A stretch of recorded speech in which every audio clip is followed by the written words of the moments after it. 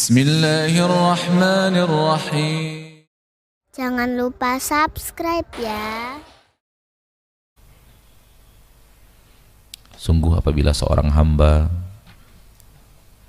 benar-benar memperhatikan rahmat dan kasih sayang Allah kepadanya, dia akan sampai kepada poin bahwa Allah telah merahmati dan menyayanginya dengan kasih sayang yang tak bisa dia bayangkan. Saking luar biasanya kasih sayang Allah tabaraka wa ta'ala kepada dirinya. Karena Allah apabila memiliki sifat, maka sifatnya adalah sifat yang paling sempurna, yang logika manusia tidak akan sampai kepada kesempurnaan itu.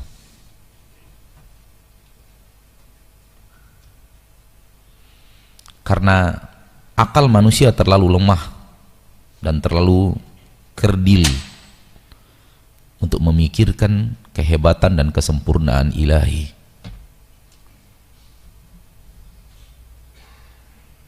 Manusia hanya mengerti sebatas yang dia tahu, dan apa yang dia tahu sebatas yang dia lihat dan dia dengar. Sementara Allah sifatnya berjuta-juta, bermiliar-miliar, bertriliun-triliun lebih daripada sekedar yang diketahui dan dibaca dan dilihat manusia.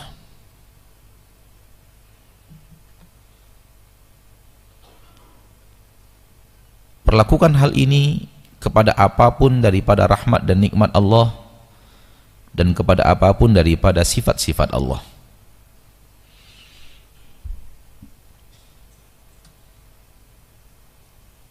Ketika Allah menyayangi, mengasihi sampai kepada titik kesempurnaan kasih sayang di luar batas kemampuan manusia untuk mengetahuinya dan mengetahui kebesarannya. Ketika Allah tabaraka wa ta'ala maha pengampun, memiliki sifat pengampun dan maha pengampun, maka Allah akan mengampuni dengan pengampunan yang di luar nalar manusia untuk memahaminya, untuk mengetahuinya. Ketika Allah tabaraka wa ta'ala maha pemberi rezeki, hal yang sama. Ketika Allah tabaraka wa ta'ala maha menjaga, hal yang sama. Termasuk ketika Allah murka. Termasuk ketika Allah murka. Dan murka salah satu sifat Allah yang wajib untuk kita imani, bahwa Allah yang kita ruku dan sujud kepadanya memiliki sifat murka. Dan itu berulang-ulang di dalam puluhan ayat di dalam Al-Quran. Allah katakan Allah murka kepada mereka. Mereka orang-orang yang dimurkai Allah.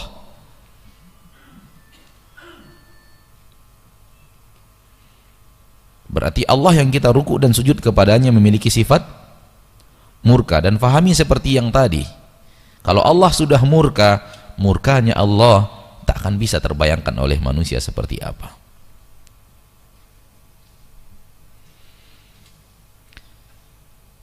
Manusia yang paling mengerti Allah adalah para nabi dan para rasul,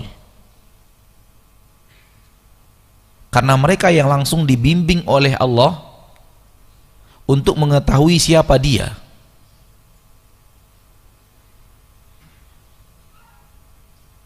Tidak akan ada manusia lebih mengerti tentang Allah lebih dari para nabi dan para rasul. Dan para nabi dan para rasul yang paling mengerti Allah adalah nabi kita Muhammad sallallahu alaihi wasallam. Dan Nabi Muhammad sallallahu alaihi wasallam pun mengatakan, saya tidak bisa memujimu ya Rabb sebagaimana pujian yang mestinya engkau terima.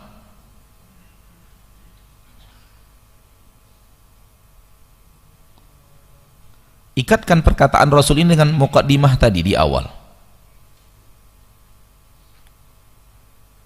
Rasul saja, manusia paling mengerti tentang Allah, yang paling pandai berbicara tentang Allah, yang paling mahir mengungkapkan siapa Allah, beliau mengatakan, aku tidak bisa memujimu dengan pujian yang pantas untuk engkau terima.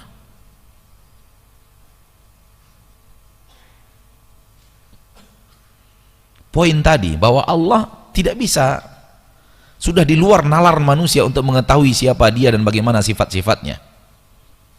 Naam, kita tahu arti, permasalahannya adalah hakikat.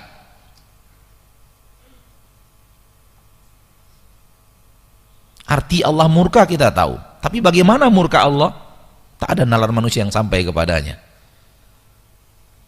Allah pengasih dan penyayang, kita tahu artinya Allah pengasih dan penyayang, tapi bagaimana hakikat kasih sayang Allah? Tak ada yang tahu. Tak ada yang bisa sampai kepadanya mengetahui secara 100% inilah Allah, karena nalar manusia terlalu singkat untuk itu. Dan apa yang Allah beritahu kepada manusia tentang dia, tentang kekuasaannya, tentang kemuliaannya, tentang kasih dan sayangnya, hanya secuil dari apa yang ada.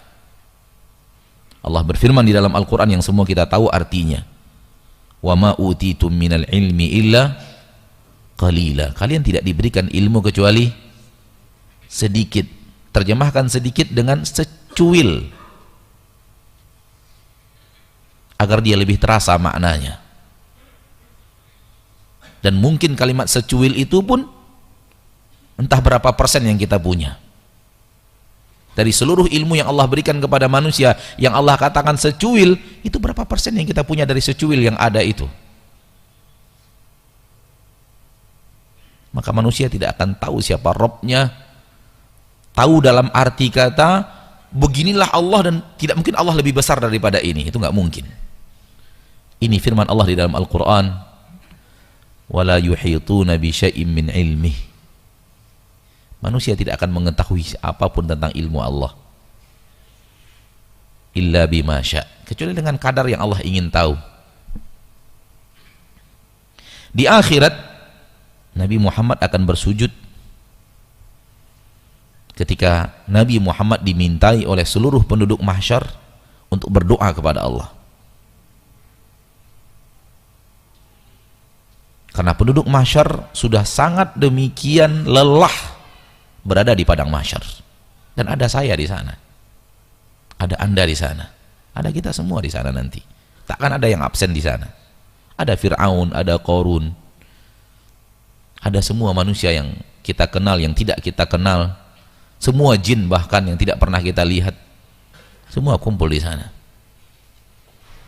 Dan disuruh menanti dengan penantian sangat teramat panjang yang melelahkan. Ketika manusia sudah super lelah, mereka pun mencari orang-orang yang dekat dengan Allah. Dimulai dari Nabi Adam. Nabi Adam mengatakan, gak bisa saya. Hari ini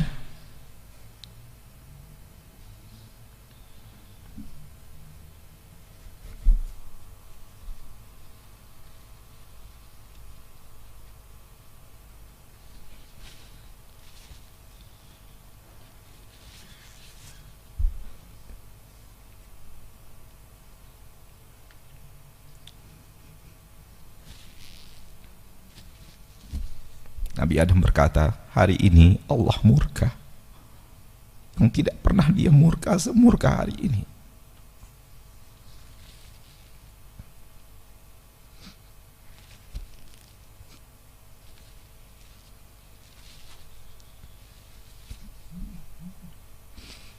Hari ini Rob kalian murka dengan kemurkaan yang tidak pernah dia murka semurka hari ini.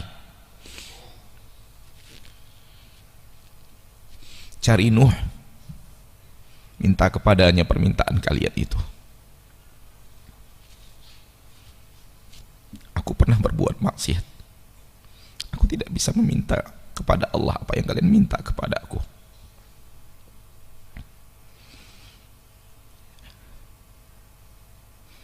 Aku pernah memakan buah yang dilarang oleh Allah dari diriku.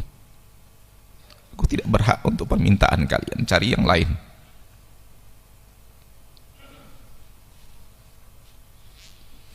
Manusia pun berbondong-bondong mencari Nabi Nuh dan memintakan permintaan mereka agar Allah datang menghisap, menentukan siapa penduduk surga, siapa penduduk neraka. Siapa yang dapat ampunan, siapa yang tidak. Nabi Nuh pun menghindar dengan perkataan yang mirip dengan perkataan Nabi Adam, dan mengatakan, aku pernah berbuat kesalahan di permukaan bumi. Pergilah kepada Ibrahim. Manusia pun berbondong-bondong mencari Nabi Ibrahim. Intinya manusia mencari orang yang sangat dekat dengan Allah, agar meminta kepada Allah dengan permintaan besar di hari itu. Nabi Ibrahim manusia terbaik kedua di permukaan bumi setelah Nabi Muhammad sallallahu alaihi wasallam. Beliau pun tidak bisa melakukan tugas suci itu. Menurut beliau, beliau tidak pantas melakukan tugas suci itu, dengan mengatakan, seumur hidupku aku pernah berdusta 3 kali. Aku tidak pantas untuk itu, cari yang lain.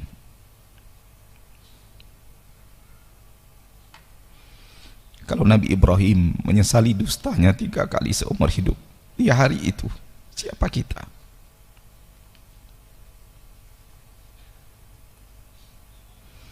Dan bagaimana nasib kita kelak di hari itu?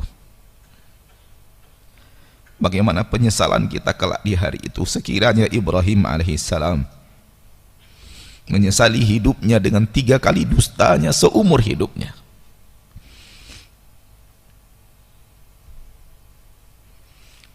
Hari yang teramat berat bagi kita-kita yang berdosa.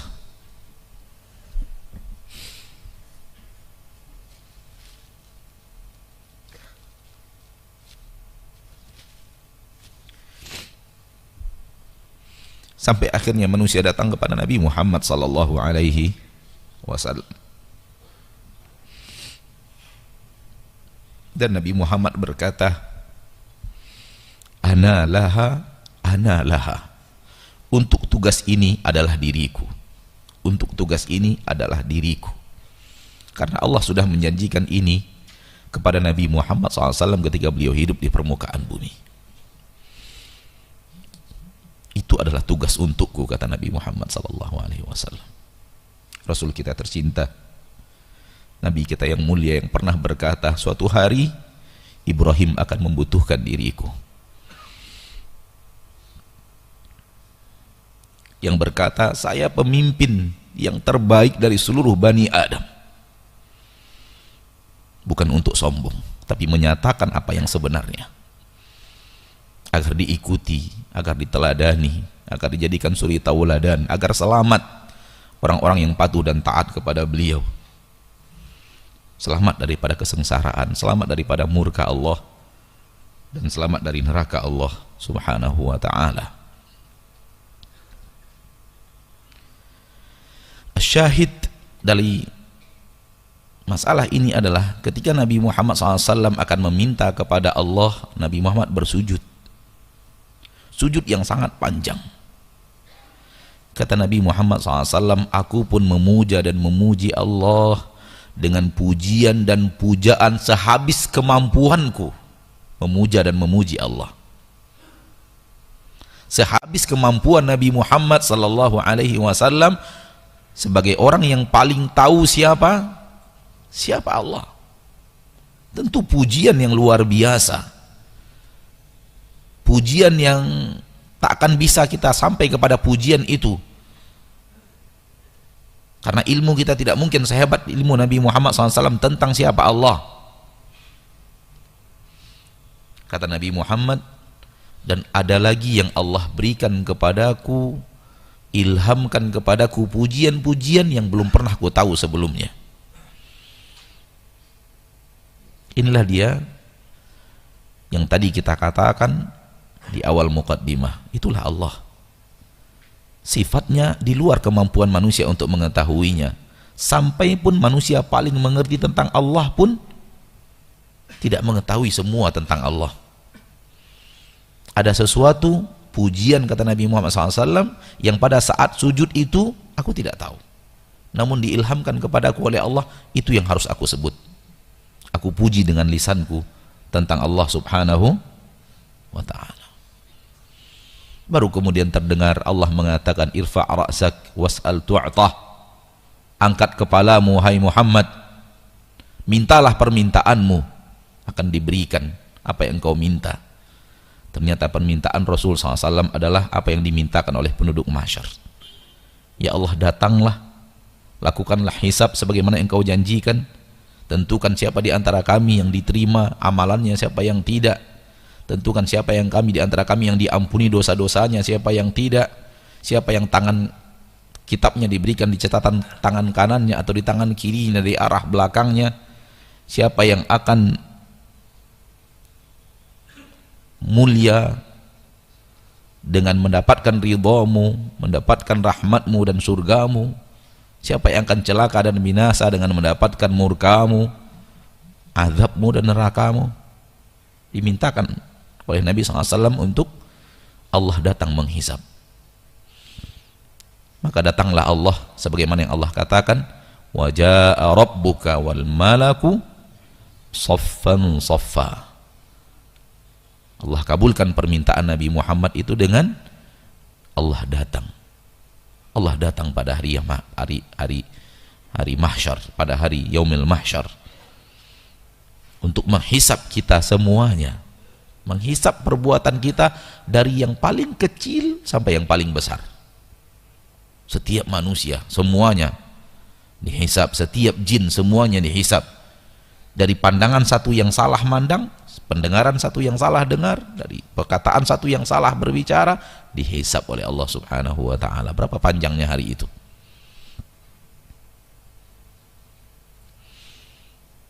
Itu hari yang teramat berat.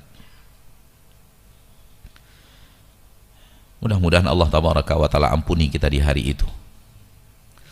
Mudah-mudahan Allah mudahkan hisab kita di hari itu.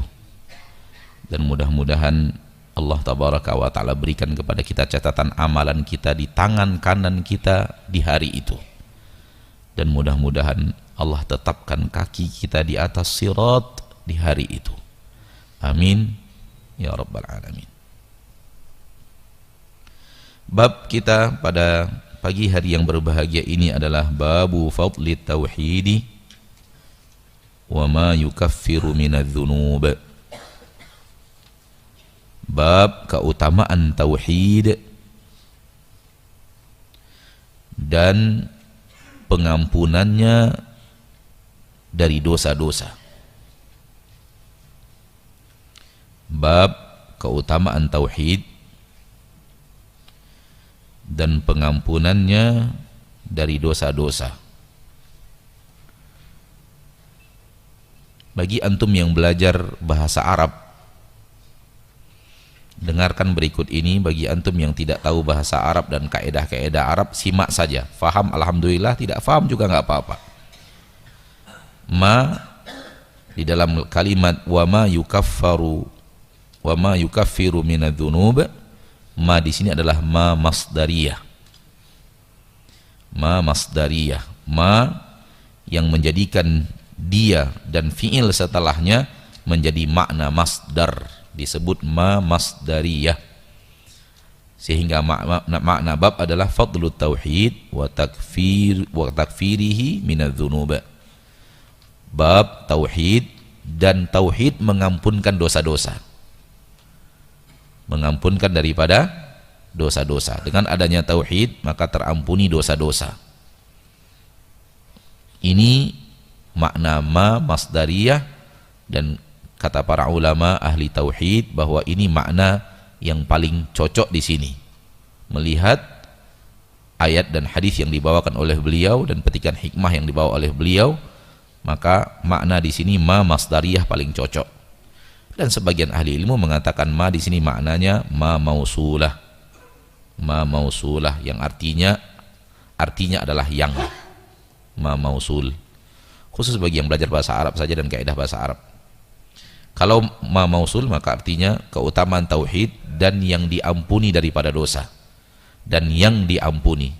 Sementara yang tadi kalau ma masdariyah artinya keutamaan tauhid dan pengampunannya terhadap dosa. Dan yang pertama lebih kuat maknanya.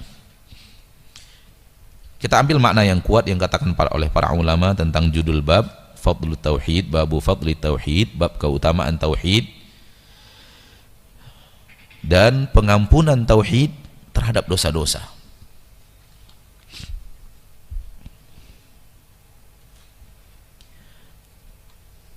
Tauhid sudah selalu kita ulang-ulang, maknanya adalah mengesahkan Allah, menjadikan Allah satu-satunya dalam setiap ibadah kita, di mana tidak ada ibadah apapun yang kita kerjakan kecuali hanya Allah satu-satunya tujuan kita dalam ibadah itu.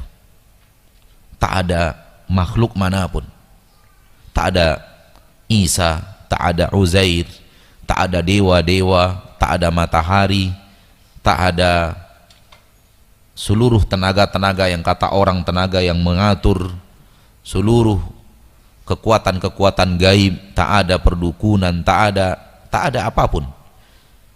Kemudian maksud dan tujuan kita mendekatkan diri kita kepada Allah, tidak kepada mendekatkan diri kepada calon mertua, kepada pimpinan, kepada ustadz, kepada orang-orang di sekitar kita yang kita hormati, yang kita muliakan, calon istri, enggak ada.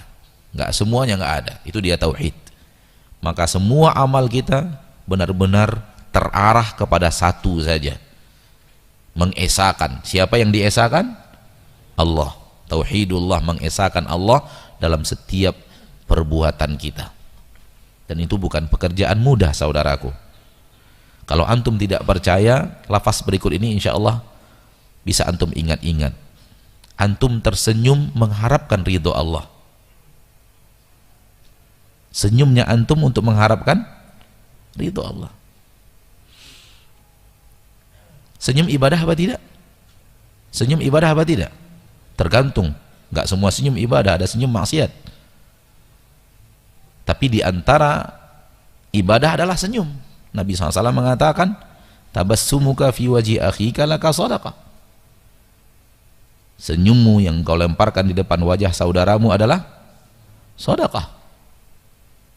Kalau sudah tepat arah senyumnya, tidak senyum maksiat, tidak senyum syahwat, tidak senyum ke lawan jenis, tidak senyum yang diharamkan Allah, berarti senyum yang benar, tinggal lagi keikhlasannya. Mutabaahnya sudah benar di dalam senyum, tinggal keikhlasannya. Apakah senyummu itu agar orang melihat dirimu orang yang berakhlak? Berarti enggak ikhlas. Agar orang senang kepadamu? Berarti enggak ikhlas. Agar tetanggamu suka melihatmu senyum terus? Berarti enggak ikhlas. Senyum ibadah. Jadikan senyummu untuk Allah. Bagaimana untuk Allah? Saya senyum karena Allah merintahkan saya senyum kepada sahabat saya. Karena saya ingin dekat dengan Allah, karena Allah telah menyuruh saya untuk senyum kepada saudara saya. Dan mari kita review ke belakang, berapa kali senyum kita yang seperti ini kualitasnya?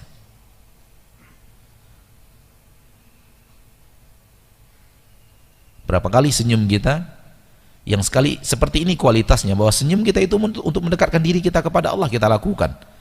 Bukan untuk dibilang orang berakhlak, bukan untuk dikatakan orang begini, begitu dan semacamnya, enggak. Tapi kita ingin dekat kepada Allah, ingin mendekatkan diri kita kepada Allah, dan Allah menyuruh kita senyum, maka kita senyum.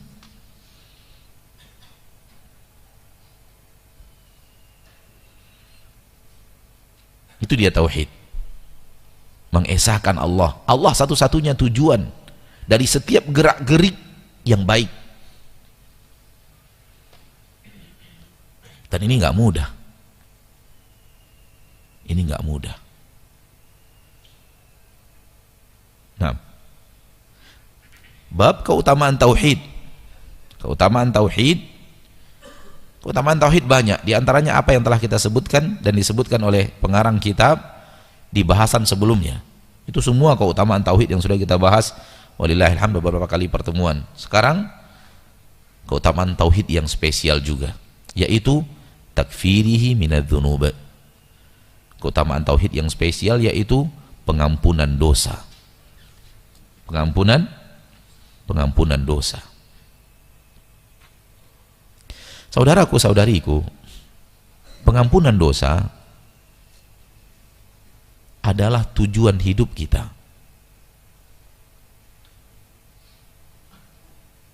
Saya mengajak kita semua tanpa terkecuali selalu menghadirkan poin ini, bahwa pengampunan dosa, ampunan, tentu ampunannya dari siapa datangnya ini?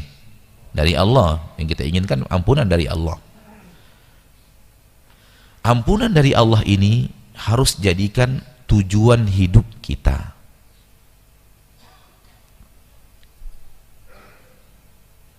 Hidup kita ini dalam perjalanannya sampai titik akhir kehidupan yang bernama kematian, jangan lupa tujuan kita ingin mendapatkan ampunan Allah.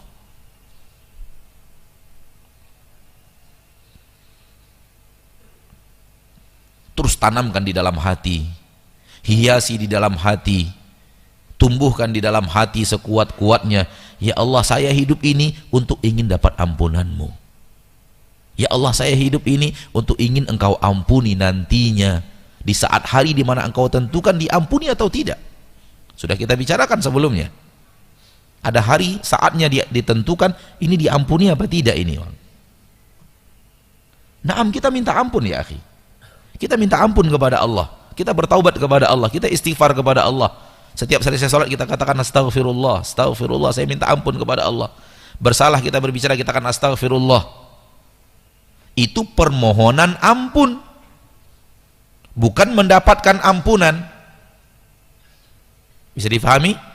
Dua hal yang berbeda. Permohonan ampun bukan mendapatkan pengampunan. Yang saya sedang bahas mendapatkan pengampunan. Itu tujuan hidup. Mendapatkan pengampunan artinya di sana nanti, di yaumil mahsyar yang tadi sempat kita bicarakan sebentar, di situ ditentukan diampuni atau tidak. Ketika di sana diampuni, itulah dia pengampunan itu. Dan itu dia tujuan hidup kita.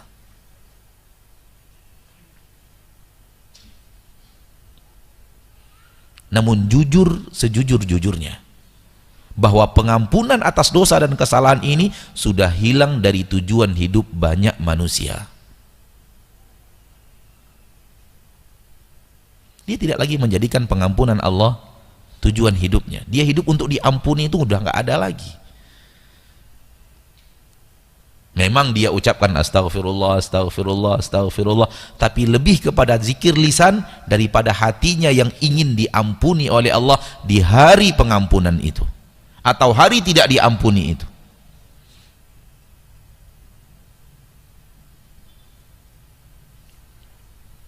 Kalau kita lanjutkan hadis-hadis yang Nabi SAW berbicara tentang yaumil mahsyar, maka Allah akan menghisab amalan kita semuanya. Dan hisab terbagi dua. Ada hisab yang ringan, dan ini untuk orang mukmin. Dan kedua, ada hisab yang berat.